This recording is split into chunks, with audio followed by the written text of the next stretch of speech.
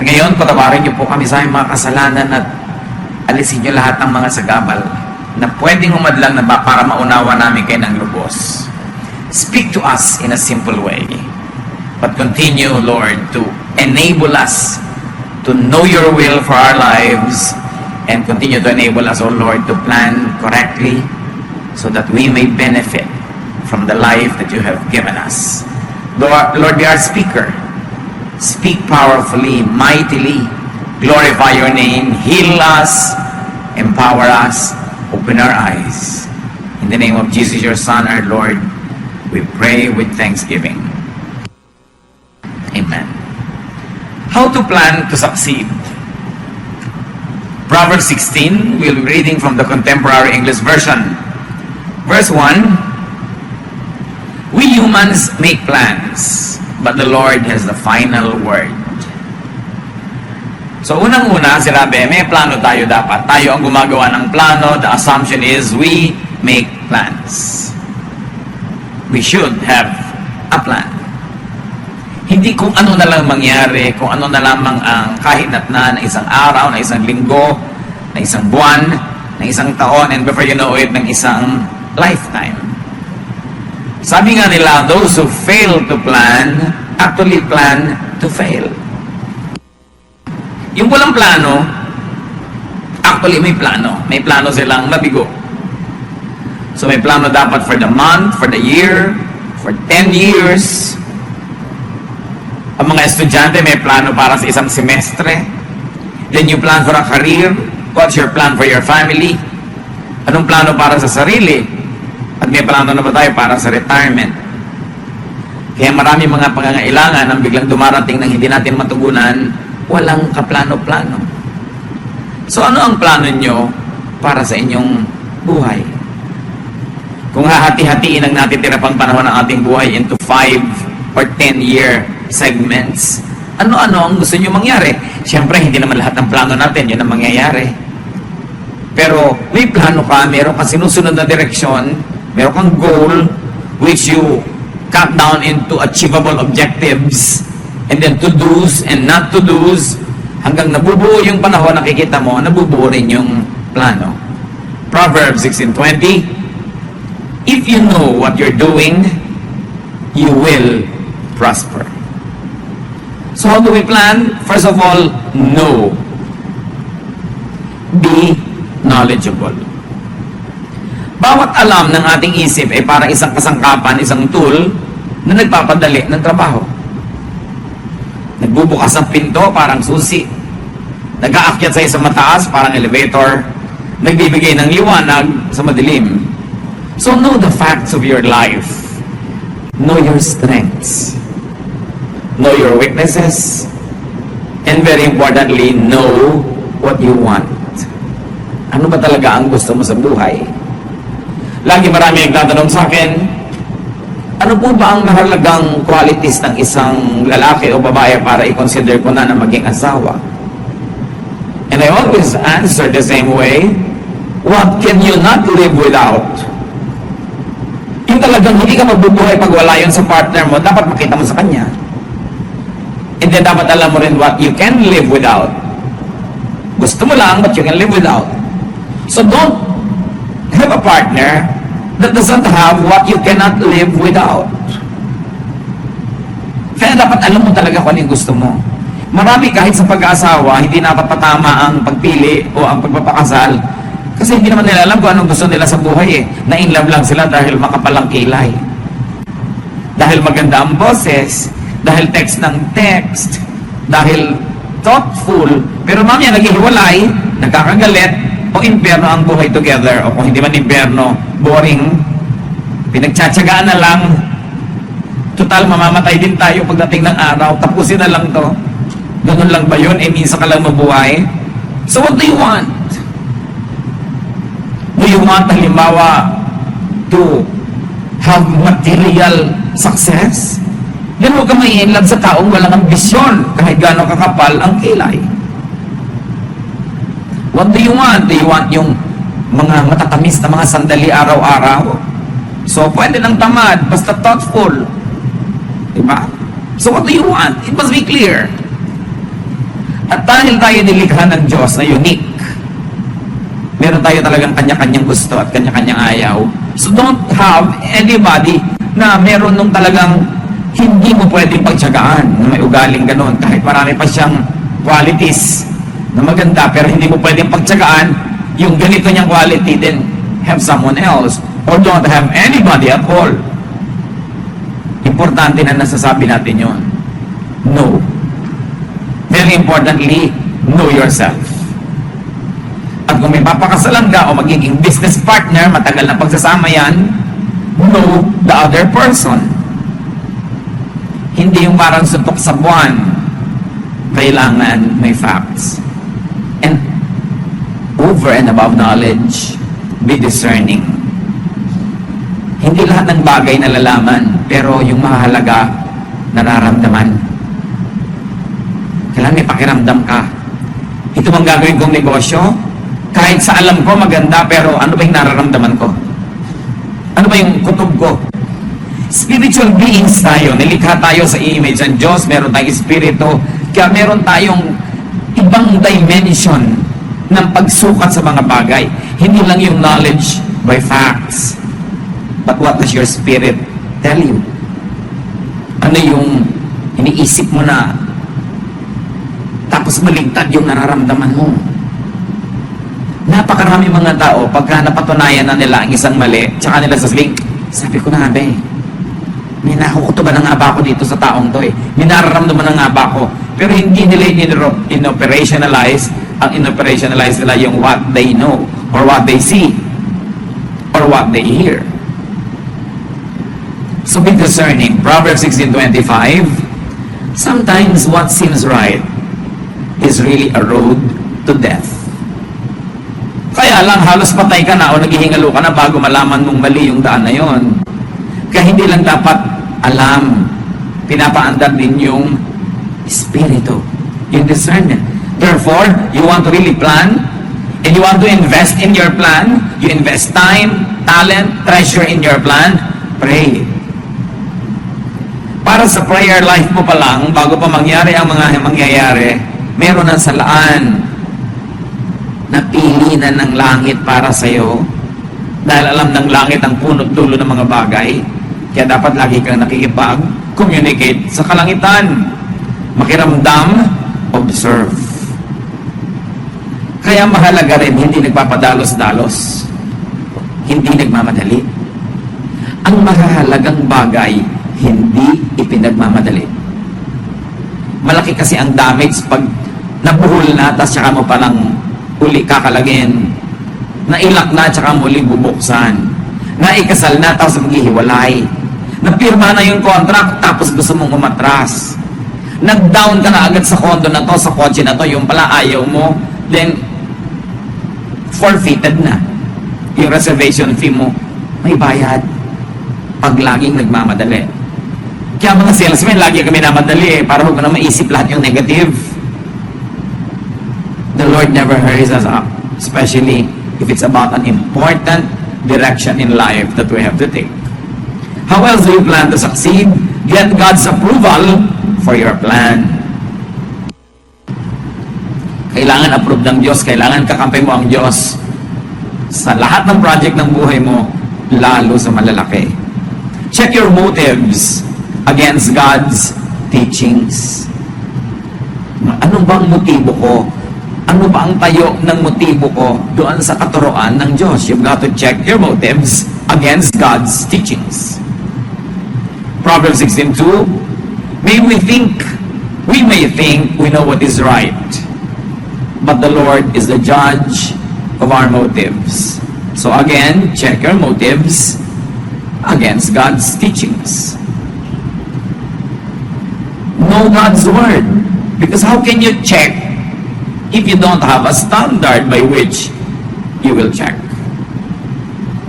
So alam mo ang salita ng Diyos, sa ulado mo hanggat maaari, para may pumapasok palang naisipin, alam mo na agad ay hindi ganyan ang gusto ng Diyos. Iba ang sinasabi ng Word of God. Psalm 119:11, I have hidden your word in my heart, that I might not sin against you. Itinago ko na sa puso ko para pag may papasok sa puso ko, ay may tao na pala. May uupo pa lang doon sa upuan, may nakaupo na, yung salita ng Diyos. So kung hindi niya a-approvean, hindi niya aalukin, hindi niya tatanggapin, hindi na pwedeng pumasok. Kasi may tao na, may laman na. Dapat nauuna yung salita ng Diyos. Kasi kung minsan, pag nauna yung iba, lalo yung hindi yung kagustuhan ng Diyos, kahit dumating yung salita ng Diyos, nag-aalangan ka kung susundin mo. Meron pa nga takasang hindi na susunod. Kasi may nauna na. Kaya dapat inuunahan. At yan ang halaga ng pagpapaaral sa mga bata sa Christian schools. Nauna na sa utak nila, nauna na sa puso nila yung Word of God. Pag darating yung mga temptations sa buhay nila later on, they will not be perfect. They will fall every now and then. Pero hindi kasing grabe at kasing haba at kasing tagal ng mga fall nang hindi nauna yung salita ng Diyos sa isip nila. Magkamali man, mahihimas-masan din. Madapaman, bumabangon din. Yun ang pinagkaiba. Kaya mahalaga na uuna yung salita ng Diyos. Kaya sa plano natin sa buhay, uunahin natin. Ang unang plano ko, mamuhay ng makadiyos sa paraan. Pag nauna na yon, may darating yung mga ibang offer ang buhay sa'yo, hindi makadiyos, pero tantalizing, attractive, marareject mo na. Kasi may nauna na. Iba yung una. Kahit sa pila, iba yung nasa una, di ba? Talagang malaki yung goal mo dyan. So be wise. No? Apply wisdom in your planning. Iba ang knowledge, iba ang wisdom.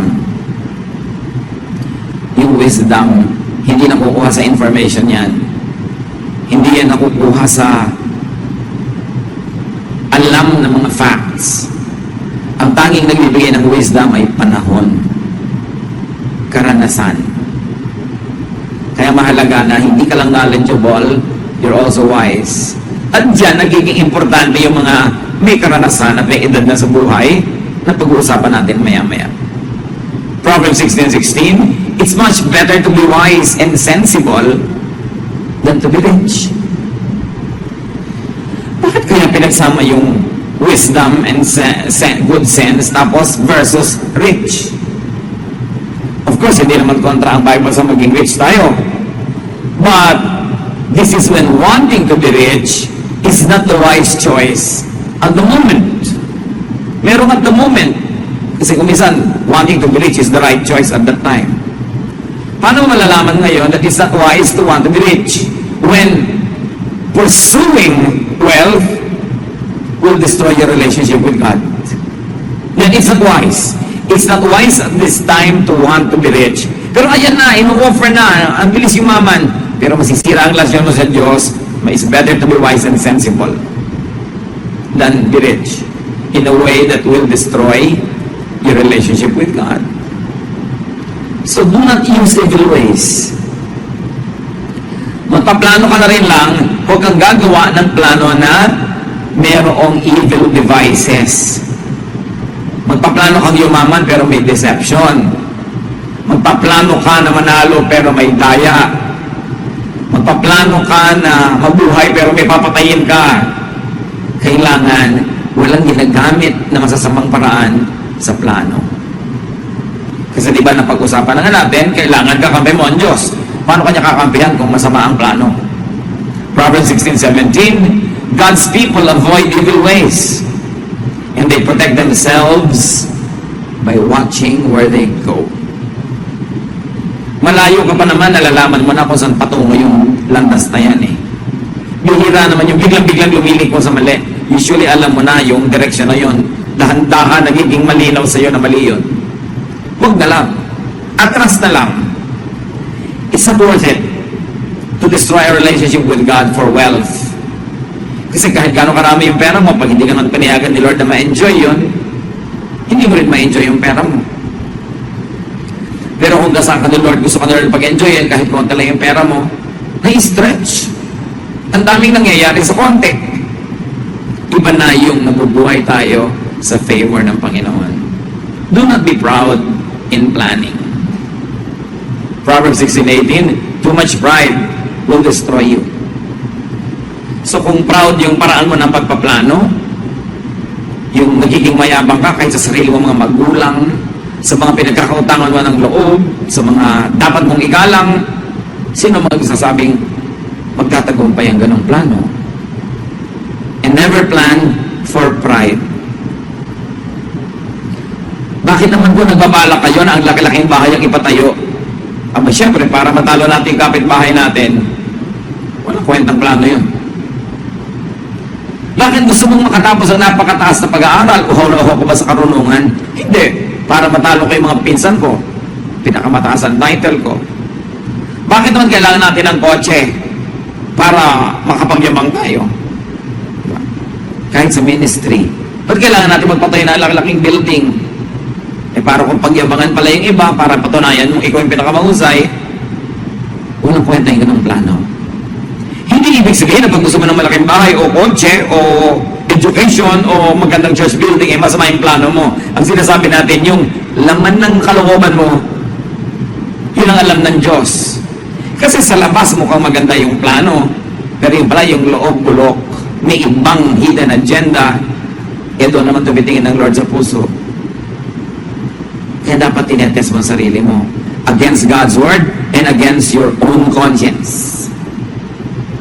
Ito bang pinagsasasabi ko ay totoo? Ito ba ay tama? Gusto ko ba talaga na maging excellent only because I like to serve God excellently? O gusto ko magpa-impress? May isang ayaw na ayaw ang Panginoon, yung pride. At ang mga taong proud, laging hirap ang loob. Kasi una, takot silang hindi magtagumpay dahil gusto nilang i-maintain yung pride nila. O kaya hindi sila matahimik dahil lagi nilang binabantayan yung achievement ng neighbor nila, baka sila malampasan. Hindi sila peaceful kasi lagi sila nakikipag-compete. Kaya it's much better to be humble. Yung hindi mo itinataas ang sarili mo tapos hindi ka nga tumaas, o di walang sisihan. Wala kang dapat itago, wala kang dapat pagtakpan. Relax ka lang. Mahirap yun, nagme-maintain ka nang hindi mo kaya. O lagi kang natatakot na baka hindi mo na ma-maintain next time. So don't ever leave space for pride when you plan. So pag nagpaplano tayo ngayon mga kapatid, tinatanungan natin, para ano ba to? Para papangyabang? Do not plan with ungodly people. Psalm 1:1 says that, blessed is the man who does not walk in the counsel of the wicked, nor does he stand in the way of sinners, or sit in the seat of mockers. Pinagpapala ang mga taong hindi nakikipagmabutihan, nakikisangkot, nakikiisa sa mga masasama. Damay-damay kasi yan. Ang ganda ng plano, pero yung kapartner mo hindi mabuti, baliwala. I remember some years ago, there was a very successful developer of buildings, of condominiums. Tumawag siya sa akin, sabi niya, I have a very short question, Pastor, but I need your opinion. What is it? There's a very big business that I can do. And I support missions and missionaries and churches. And out of this project, I can support so much more of God's work. There's only one question that's in my mind. So what's the question? The potential business partner is a man of another religion, a religion that we really cannot accept. We cannot even tolerate, not accept it. It's so different from the way we believe. And he also is very supportive of his religious missionaries. Sabi niya, so the business will be good for both of us if we are friendly in the boardroom. And what is your counsel? So sabi ko, okay, kikita ka ng maraming pera, makakasupport ka maraming missionaries and churches.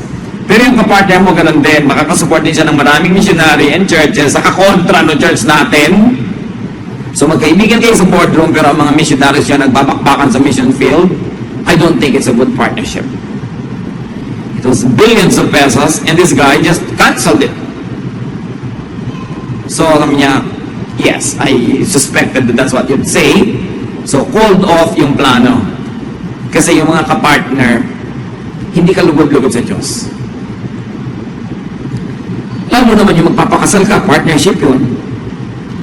Tapos yung partner mo, hindi ka lugod-lugod sa Diyos para sa'yo, huwag kang matakot mag-cancel kahit may imbitasyon na. Na-print na po yung invitation eh. I-refund na lang kita, anak. Huwag mo na lang ituloy yung kasal. Magkano ba imbitasyon mo? Kung yung dahilan ganun, mapapahiya po kami. Mapapahiya din kayo pag nag-iwalay kayo 5 years from now. Ngayon na kayo magkahiyaan para hindi lumaki ang damage. Tayo mga anak ng Diyos dapat free. Hindi ka napipilitang gumawa ng isang bagay dahil ang kahiyaan, dahil ang kasubukan. Behave like free people. We have been redeemed by the blood of Christ to be free. Ayaw mong kainin yung isang bagay, kakainin mo dahil nahihiya ka. Pwede mo nung sabihin thank you very much, I appreciate the idea, pero I really don't like to eat this. You're a free person. Basta polite. Hindi ka makakasakit needlessly. Hindi ang dami-dami mong ginagawa na labag sa kalooban mo na parang kang isang alipin. Hindi ka na alipin kay Jesus. Reviewin nyo, anong mga pinagagagawa nyo na ayaw nyo naman? Set yourself free. Truth sets free. Jesus sets free. Basta yung the way you set yourself free is not hurtful to anybody or destructive. Pero tiyan mo yan, ikaw dapat pumili kung anong gusto mong ilagay dyan. Katawan mo yan, ikaw pumili kung saan mo gusto pumunta, sa libing, sa kasal, sa anong event, hindi yung nakakahiya namang tumanggi. Nabubuhay ka para maging matulungin, pero hindi ka nabubuhay para pagbigyan ng lahat ng gustong ipagawa sa'yo ng tao. Yung sunod-sunuran sa napakarami mga tinig, yun ang maliligaw sa buhay. Yung ginagawa lahat ang gusto ipagawa sa kanya ng kapwa, yun ang walang magagawa para sa sarili. Kaya kailangan free ang tao. And you are free not to pursue any relationship that is ungodly.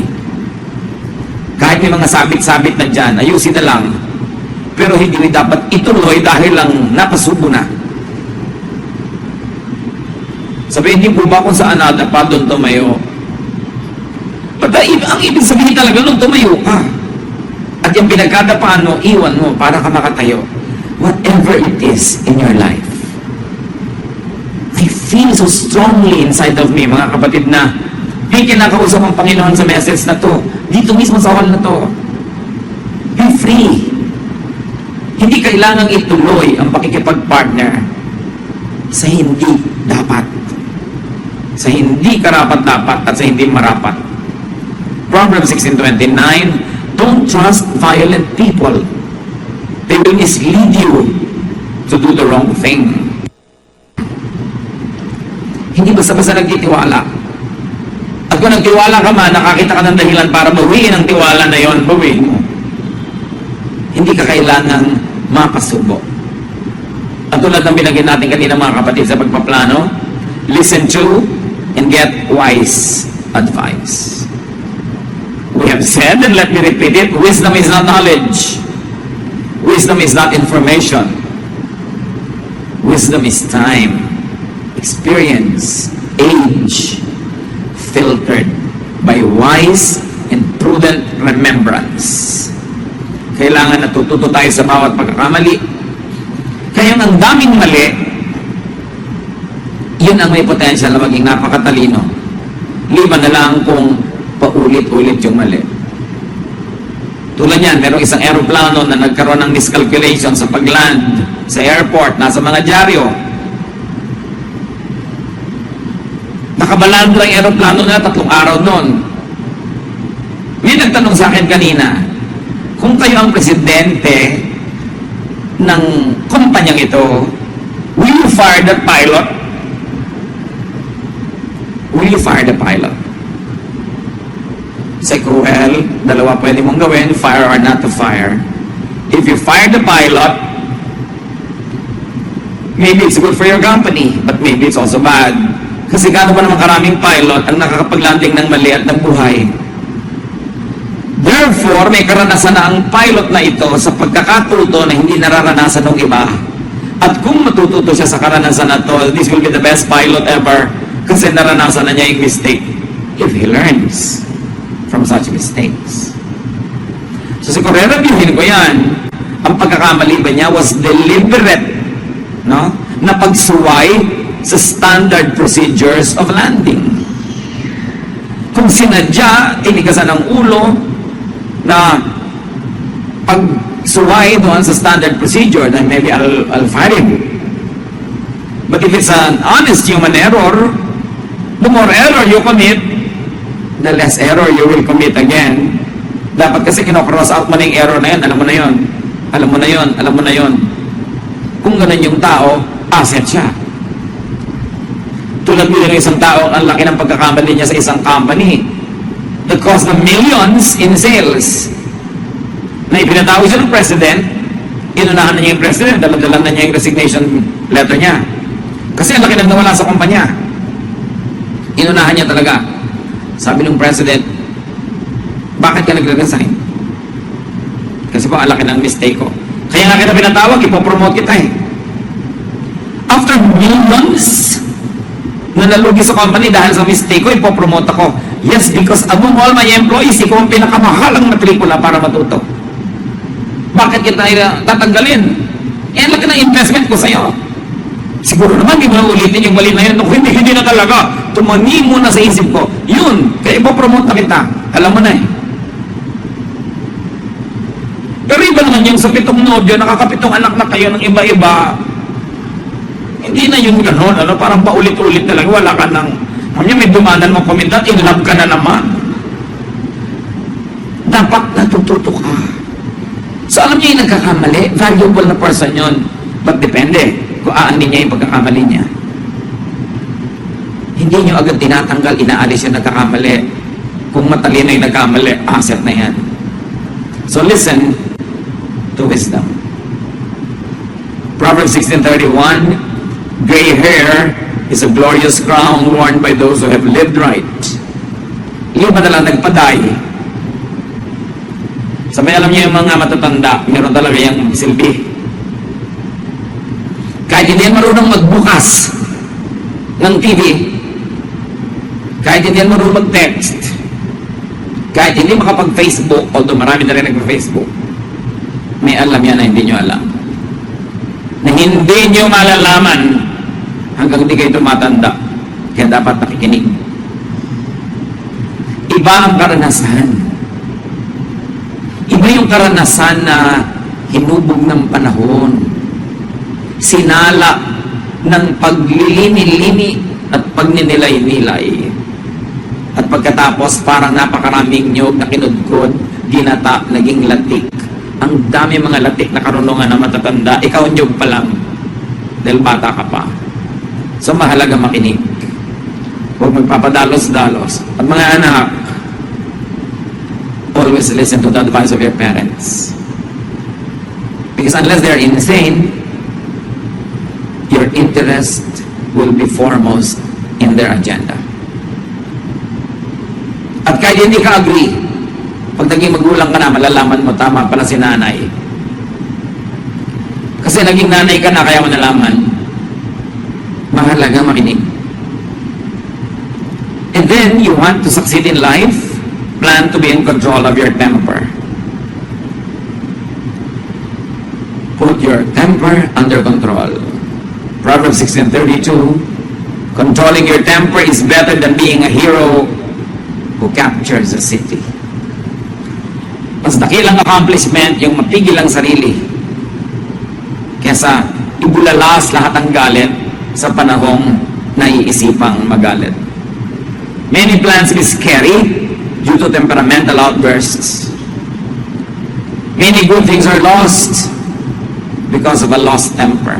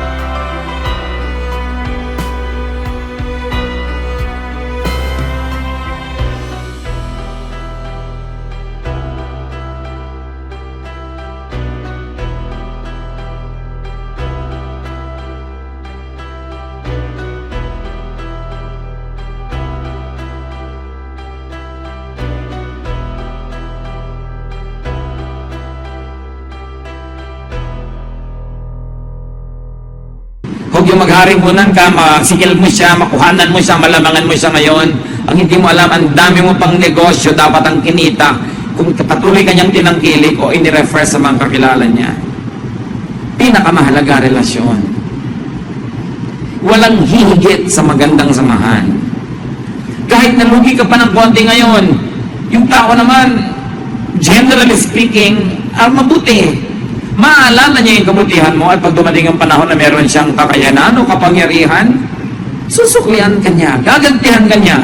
Pero kung ang itinanim mo sa kanya mali, gaganti rin yun. Pero ang bigat ng ganti. Yun yung mga sinasabi ng mga matatanda no, na naghangad ng kagitna isang salop ang nawala. Bagamat wala na nagsasalop ng bigas ngayon, pero yung ibig sabihin, gusto lang nila kalahati, pero ang nawala isang buo. Nagharimunan, gusto makalamang, gusto makasigurado, gusto makakabig, nakakabig ng konti, but their ignorance doesn't even make them realize what they have lost. Kasi ang itinatanim, inaani. Sino sa mga tao nakadil ninyo sa negosyo, sa buhay, ang nalamangan nyo? Yung at this point, this very minute, lamang kayo, hindi nyo na i-deliver ang binayaran niya o kalahati lang din-deliver nyo. Akala nyo, okay na, tapos na, limot na. Hindi nyo nalilimutan ng taong na-offend. Inutangan nyo, hindi nyo na binayaran, akala nyo, nagkalimutan na. Hindi nakakalimot ang nagpautang. At kung makalimot man siya, hindi nakakalimot ang Diyos. Meron kayong sinaktan nun, hindi kayo nag-sorry, akala nyo wala na. Hanggang ngayon, patuloy kayong sinisingil ng espiritu nung naganap. Kahit hindi kayo singilin ng taong na-offend. Dahil kung anong itinanim, siyang aanihin. So, plano. Pagplano ng mabuti. Maganda yung goal, maganda yung method, maganda yung pamamaraan, maganda yung technique. How can you go wrong? Pagganda ng pagpaplano sa buhay. Nakikinig sa payo, nananalangin, hindi nagmamadali, at ginagawa ang lahat ng kaya. Do what you must. Yan ang pinagkaiba ng panaginip sa plano. Anong pangarap mo? What is your dream in life? Madali mag-dream, but you must have a plan. Iba ang dream, iba ang plan. Yung dream na nangailangan nyo na makatulog ka para maganap yun. Yung plano, ginagawa mo habang gising ka. Habang gising ang ulirap mo, ang diwa mo, ang katawan mo, ginagawa mo yun. Execute your plan. Matapos mong manalangin, humingi ng payo, alamin ang dapat alamin, nagpasya ka na, do it. Do not fear. Ecclesiastes 11:4, if you worry about the weather and don't plant seeds, you won't harvest a crop. Pagka ayaw mo magtanim dahil baka umulan, baka magtag-araw, baka magtag-init, baka magtag-tuyot, hindi ka na makapagtanim ever. Hindi ka na aani. Ayaw mo na mamuhunan dahil ayaw mo malugi. Nagplano ka, ginawa mo na yung study mo, tinignan mo na kung bagay sa karakter mo, tinignan mo kung sino yung mga ka-business deal mo, ka-partner mo, ginawa mo na lahat ang research, hindi mamuhunan ka na, huwag ka mabuhin sa takot. Kasi sabi Lord, do not fear. Gumagawa ka ng mabuti, mabuti ang magiging bunga niyan. Hindi man agad-agad, hindi man instantly, pero hindi naman pwedeng manalo yung masama sa mabuti. So take studied risks. Life is full of risk-taking. Laging mayroong posibilidad na masaktan, matalo. Yung iba, mag-fall in love na po kaya ako kasi baka ako masaktan. Ay, hindi ka ba nag-fall in love kasi pag-fall in love ka na, hindi ka na nagpapasya. Which just happens. Pag sobra kang wise, walang mangyayari sa buhay mo. Kailangan marunong ka ring sumabay sa ihip ng hangin, marunong ka ring sumabay sa anod ng tubig, hindi lagi kang lumalaban doon. Ecclesiastes 11:6, plant your seed in the morning and keep working in the field until dark. So, sa umaga pa lang, magtanim ka na, huwag na sa gabi. Para may iba ka pa magawa. Kasi hindi mo naman alam kung alin doon na magkiklik. So, habang may oras, gawin. And then, after you have done everything, accept God's will. Kung ano man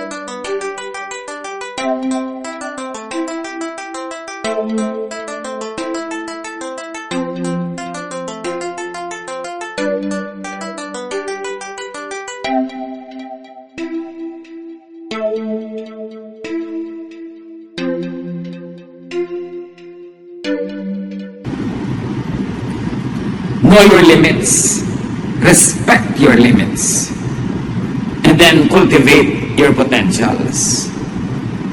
May mga limits talaga eh. So halimbawa talagang isinilang ka at tumanda ka na 4'6" yung height mo, siguro dapat tanggalin mo na yung plano maging Miss Philippines. You know your limits. Diba? Baka maging pwede kang Miss something else. Pero yung kasing contest na yun, may standard yun na hindi yun ang abot ng limit mo. May kanya-kanyang limit ang tao. Alam niyo kung bakit may limits? Para tumali ang pagpili mo kung ano paplanuhin mo sa buhay. Titingnan mo lang yung limits mo. Bagamat hindi lahat ng limits, hinahayaan mong i-limit ka niyan forever. May mga limits na nalalampasan naman pala pag nagsikap ka eh. Like yung alam, napapatalino mo naman sa sarili mo kung talagang practice ka ng practice. Pero meron talagang limit na alam mong limitation ko to. Therefore, bumali na ang pagplano ko kasi hindi ko na ipaplano yan, iba na lang. Para sa kabutihan mo rin yun, para hindi ka na malito. So, alam natin yun na ang Diyos ang nakababatid ng lahat. So, do not plan to be someone else. Plan to be yourself. Don't plan to imitate someone na dapat sa ganitong edad, makopya ko na yung accomplishment ng tito ko. Dapat sa ganong edad, makopya ko na yung ganong-ganon. No, don't do that. You will be oppressed. Kawawa yung mga tao na ang plano ay kopyahin yung kapwa. Sila nangyari lang, likas sila kasing ganon. Di ko naman trying hard talaga. Lumalangoy kalaban sa alon. Tumatakbo kalaban sa hangin. You are defying gravity para maging isang ibon. Eh yung ibon talaga siya, madali sa kanyang lumipad. Eh di palaka ka, di tumalon ka. Mahirap din naman sa ibong tumalon. So, may kanya-kanya. Gano'n sa ating karami ngayon hanggang ngayon mga kapatid, baka hindi natin alam, may kinokopya lang pala kayo. Lumaya tayo dyan. Magkakaiba tayo. Magkakaiba ng gift ng Diyos. Magkakaiba tayo ng destination at destiny. Magkakaiba tayo ng dapat maging. Sabi nga ni Shakespeare, desiring this man's art or that man's scope, with what I most enjoy, contented least. Kahit ang galing-galing mo, pagka you covet someone else's talent or someone else's life or lifestyle, you'll be miserable. And usually, people destroy those that they want to imitate. People want to destroy those that they envy. Kaya yung mga naiinggit, ang daming ginagawang masamang gawain. Kasi gusto lang sirain yung kinakainggitan nila. Kung hindi ka magiging ganon, dapat hindi rin siya ganon. And that is evil. We have to come to terms with ourselves. So we can plan well and live well. Be yourself. Be as God planned you to be. And very importantly, help others achieve their goals. Help others realize their plans. Mga kapatid, huwag kayong hahadlang sa katuparan ng plano ng kapwa. Do not knowingly stand in the way. Do not knowingly stunt people's attempts. Do not knowingly be a hindrance. God will be your opponent because God has a plan for that person. And don't stand in the way because the Lord will tolerate no such kind of enemies. Mag-review tayo. Baka may mga taong nakahadlang tayo sa plano nila. Alam niyo ba na kung minsan magulang mismo ang hadlang sa plano? Gusto ng anak maging ganito, pero gusto ng magulang maging ganun siya. Yung tao nakakaalam ng sarili niya, ng talent niya, ng hilig niya, pero i-impose ng nanay, kailangan maging dentist ka. Lahat ng kapatid ko, dentist. So, sinong naging sagabal sa katuparan ng plano ng anak? Ang nagmamahal na magulang, kasi mali ang pag-define niya ng pagmamahal. Ang mga tita mo, mga successful dentist, gusto ka maging successful ka rin, therefore maging dentista ka. Eh, hindi naman pala yun ang calling ng tao sa buhay. Nakakabulag kuminsan ng pagmamahal. Akala natin, mas alam pa natin kung ano ikakabuti ng may sariling katawan just because mahal natin siya. Set people free.